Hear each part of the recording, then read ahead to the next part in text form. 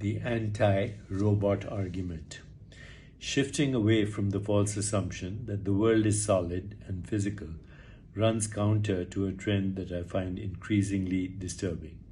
Science persistently tries to prove that human beings are machines, and where this was once just a metaphor for how the body works in all its complex parts, man as machine is being taken more and more literally.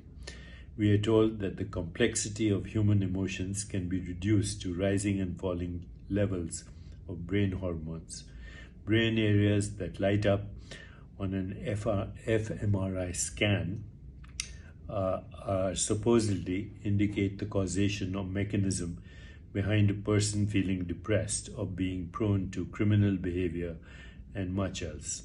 Besides being brain puppets, we are supposed to believe that our genes program us in powerful ways to the point that so-called bad genes doom a person to a host of problems from schizophrenia to Alzheimer's. Those examples of predisposition are then extended to behaviors and traits like being prone to anxiety and depression.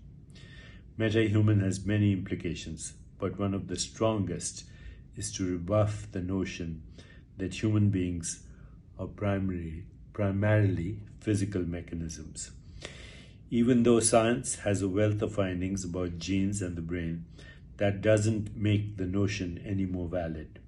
The general public isn't aware, for example, that only 5% of disease-related gene mutations will definitely cause a particular illness.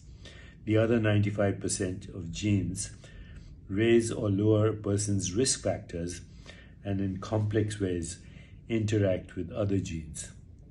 The public is still stuck on a misconception that a single gene like the so-called gay gene or the selfishness gene, a la Richard Dawkins, exists and creates an irresistible predisposition.